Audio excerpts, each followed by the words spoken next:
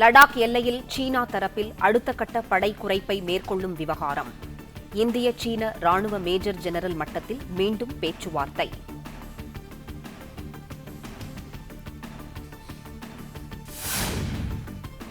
இந்திய சீன ராணுவ உயரதிகாரிகள் மட்டத்திலான பேச்சுவார்த்தையில் சற்று முன்னேற்றம். தேப்சாங் சமவெளி பகுதியில் படை குறைப்பை மேற்கொள்வது குறித்தும் ஆலோசிக்கப்பட்டதாக தகவல்.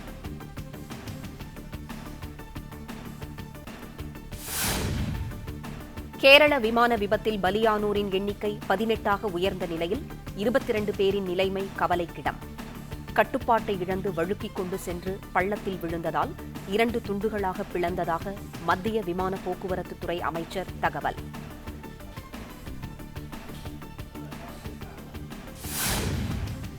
டேபிள் டாப் ஓடுபாதையை கொண்டுள்ள கோழிக்கோடு விமான நிலையத்தில் 9 ஆண்டுகளுக்கு பிறகு நேற்று இரவு விபத்து. விபத்தில் உயிரிழந்த அனுபவமிக்க மூத்த விமானியின் சமயோஜித நடவடிக்கையில் தீ விபத்திலிருந்து விமானம் தப்பியதாக தகவல்.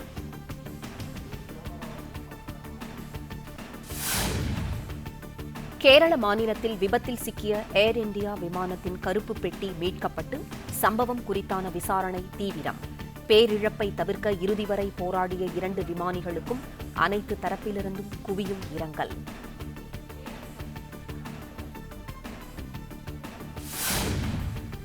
கோழிக்கோட்டில் விமான விபத்து நேரிட்ட இடத்தில் கொட்டும் மழைக்கிடையே மீட்புப் பணியில் ஈடுபட்ட அனைவருக்கும் கொரோனா பரிசோதனை. விபத்தில் உயிரிழந்த ஒருவருக்கு பெருந்தொற்று பாதிப்பு உறுதியானதால் கேரள சுகாதாரத்துறை அமைச்சர் ஷைலஜா அறிவிப்பு.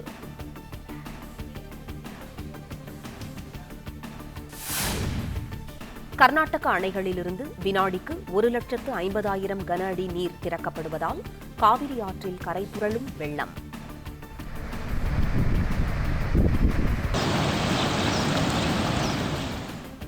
கபினி, கேஆர்எஸ் அணைகளிலிருந்து தலா 72,000 கன அடி நீர் வெளியேற்றப்படுவதால் கண்காணிப்பு தீவிரம்.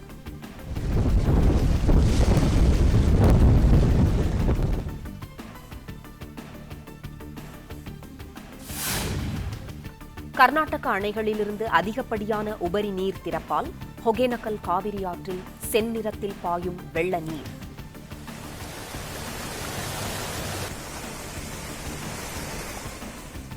அகண்ட காவிரியின் கரைகளை தண்ணீர் தொட்டுச் செல்வதால் ஒகேனக்கல் அருவிகள் மூழ்கின.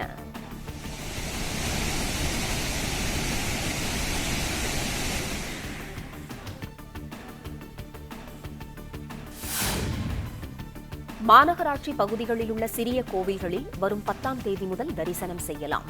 சிறிய மசூதிகள், தேவாலயங்களையும் திறக்க முதலமைச்சர் எடப்பாடி பழனிசாமி அனுமதி அளித்து உத்தரவு.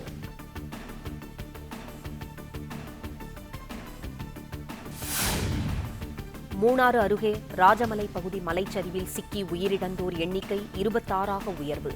தென்காசி மாவட்டம் சிவகிரியைச் சேர்ந்த ஒரே குடும்பத்தைச் சேர்ந்த 7 பேர் சிக்கியுள்ளதாக தகவல்.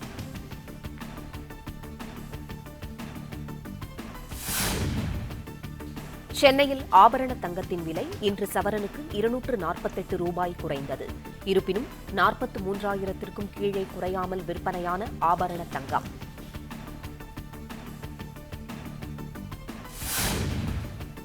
ஈரோடு மாவட்டம் பவானிசாகர் அணையின் நீர்மட்டம் 100 அடியை நெருங்கி கடல் போல் காட்சியளிக்கிறது.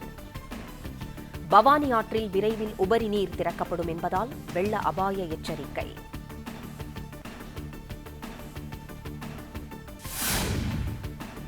மேட்டுப்பாளையம் அருகே உள்ள பில்லூர் அணையிலிருந்து 5வது நாளாக உபரி நீர் திறப்பு.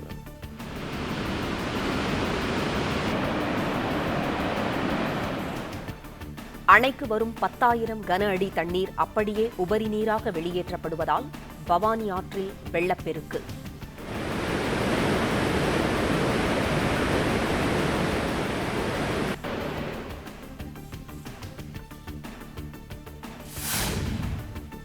சென்னை மணலி கிடங்கில் வெடிக்கும் தன்மையுடையதாக கூறப்படும் சுமார் 700 டன் அமோனியம் நைட்ரேட்டை வைக்கப்பட்டுள்ள விவகாரம்.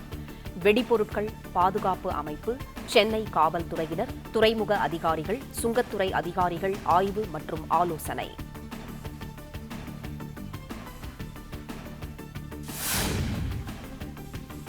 சென்னை மணலி கிடங்கில் உள்ள சுமார் 700 டன் அமோனியம் நைட்ரேட் சிறு சிறு அளவாக பிரிக்கப்படுகிறது.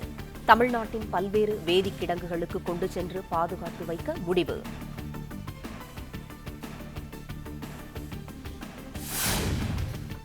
சட்டப்பேரவை தேர்தல் கூட்டணி குறித்து தேர்தல் சமயத்தில் முடிவெடுக்கப்படும் என முதலமைச்சர் பேட்டி.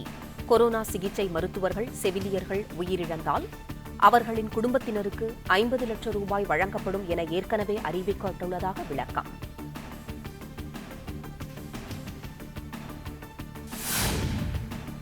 பள்ளிகள் திறப்பு குறித்து இந்தியா முழுவதும் என்ன நிலைப்பாடு எடுக்கப்படுகிறதோ அதன்படி தமிழக அரசும் நடவடிக்கை எடுக்கும்.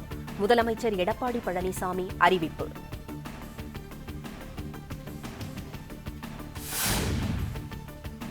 சேலத்தில் போக்குவரத்து நெரிசலை தடுத்திட உயர்மட்ட பாலங்கள் கட்டப்பட்டு பயன்பாட்டில் உள்ளதாக முதலமைச்சர் பேட்டி. திருச்செங்கோடு, ஓமலூர், பவானி, தொப்பூர் உள்ளிட்ட சாலைகளை அகலப்படுத்தி மேம்படுத்தப்படுவதால் விபத்துகள் குறையும் என நம்பிக்கை.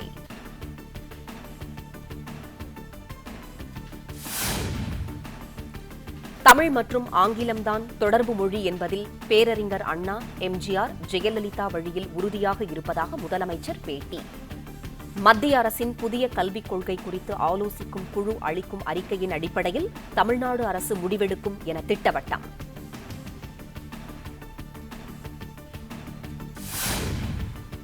தமிழ்நாடு முழுவதும் நள்ளிரவு முதல் ஞாயிற்றுக்கிழமை ஒருநாள் தளர்வுகளற்ற முழு ஊரடங்கு அமல்.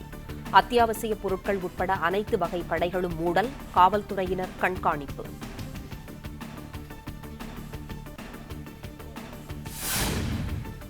நாளை ஒருநாள் தளர்வற்ற முழு ஊரடங்கின் போது பால் விநியோகம், மருந்தகங்கள், மருத்துவமனைகளுக்கு மட்டும் அனுமதி. விதிகளை மீறி கடைகளை திறந்தால் சீல் வைக்கப்படும் என எச்சரிக்கை.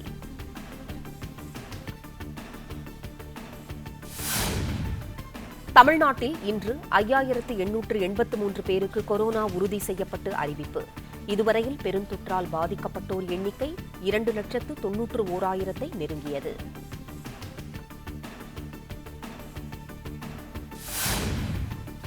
சென்னையில் இன்று 986 பேருக்கு கொரோனா பாதிப்பு உறுதியாகியுள்ளது. பெருநகரில் பெருந்தொற்றால் பாதிக்கப்படுவோர் ஒருநாள் எண்ணிக்கை 2வது நாளாக 1000க்கும் கீழ் குறைந்துள்ளது.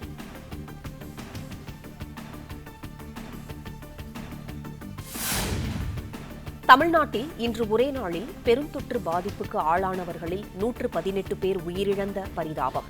கொரோனா தொற்று பாதிப்பிலிருந்து குணமடைந்து 5043 பேர் வீடு திரும்பியதாக அறிவிப்பு.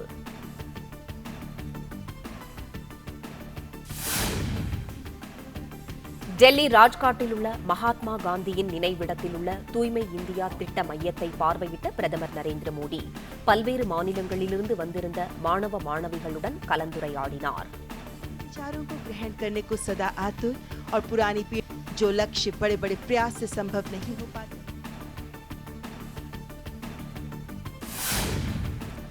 ஒட்டுமொத்த உலகமும் மகாத்மா காந்தியின் கொள்கைகளை பின்பற்ற முன்வந்துள்ளதாக பிரதமர் நரேந்திர மோடி பெருமிதம். தூய்மை இந்தியா திட்டத்தில் அரசு துறைகளுடன் பொதுமக்களும் இணைந்து அதை ஒரு புரட்சியாக மாற்ற வேண்டுகோள்.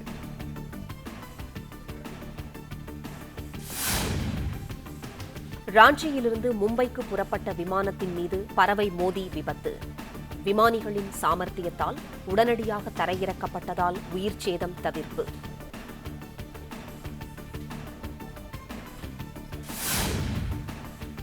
இலங்கை நிழலுலக தாதா அங்கோடா லொக்காவின் காதலி உட்பட 3 பேரை 5 நாள் காவலில் எடுத்து விசாரிக்க மனு.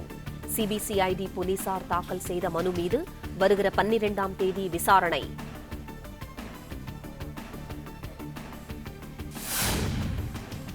வால்பாறை மற்றும் நீர்பிடிப்பு பகுதிகளில் பெய்த தொடர் கனமழையால் முழு கொள்ளளவை எட்டியது சோலையாறு அணை.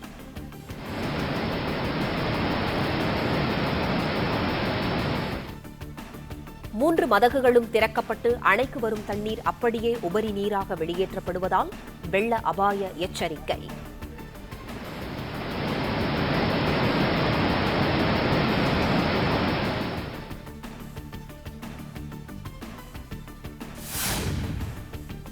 வெள்ளத்தை பயன்படுத்தி நீர்நிலைகளில் சாயக் கழிவுகளை திறந்து விடுவோர் மீது கடும் நடவடிக்கை எடுக்கப்படும். முறைகேடுகளில் ஈடுபடுவோருக்கு சுற்றுச்சூழல் துறை அமைச்சர் கருப்பண்ணன் எச்சரிக்கை.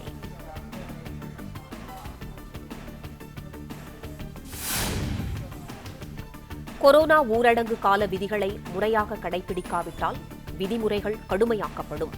முழு ஊரடங்கு நடைமுறைப்படுத்தப்படும் என்றும் புதுச்சேரி முதலமைச்சர் நாராயணசாமி எச்சரிக்கை.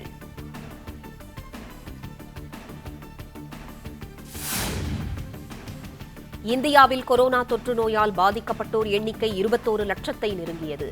பெருந்தொற்று பாதிப்பிலிருந்து குணமடைந்தோரின் எண்ணிக்கை 14 லட்சமாக உயர்வு.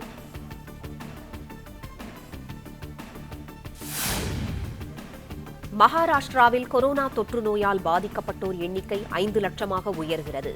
டெல்லி, குஜராத், உத்தரப்பிரதேசம் உள்ளிட்ட வட மாநிலங்களில் பெருந்தொற்று பாதிப்பு தீவிரம்.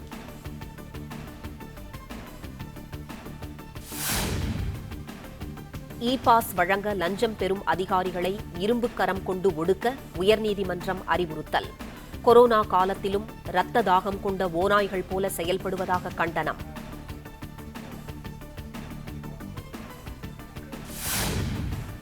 தமிழ்நாட்டு மக்களின் உணர்வுகளை கருத்தில் கொண்டு தேசிய கல்விக் கொள்கை 2020 நடைமுறைப்படுத்தும் முடிவை நிறுத்தி வைக்க வேண்டும். பிரதமர் நரேந்திர மோடிக்கு திமுக தலைவர் மு.க. ஸ்டாலின் கடிதம்.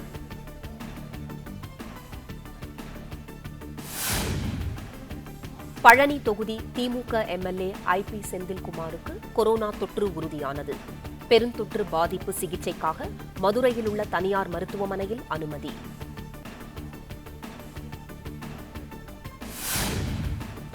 தமிழ்நாடு முழுவதும் ஓட்டுநர் பயிற்சி பள்ளிகள் வரும் 10ஆம் தேதி முதல் செயல்பட அனுமதி.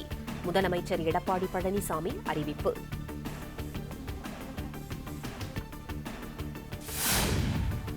உலக அளவில் கொரோனா தொற்று நோயால் பாதிக்கப்பட்டோர் எண்ணிக்கை 1,96 லட்சமாக உயர்வு. பெருந்தொற்று பாதிப்பிலிருந்து 1,26 லட்சம் பேர் குணமடைந்தனர்.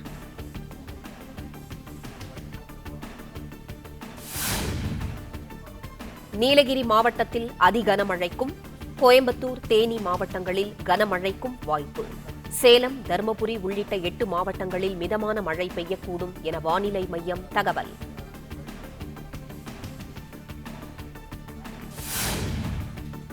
மன்னார் வளைகுடா மற்றும் குமரிக்கடல் பகுதிகளில் மணிக்கு 55 கிலோமீட்டர் வேகத்தில் பலத்த காற்று வீசக்கூடும். குறிப்பிட்ட பகுதிகளில் மீனவர்கள் மீன்பிடிக்க செல்ல வேண்டாம் என வானிலை மையம் அறிவுறுத்தல்.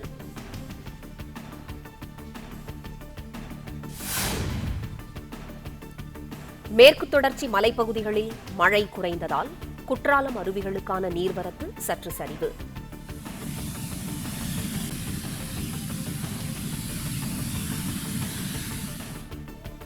மெயின் அருவியில் பாதுகாப்பு வளையத்தை தாண்டி ஆர்ப்பரித்து விழும் தண்ணீர்.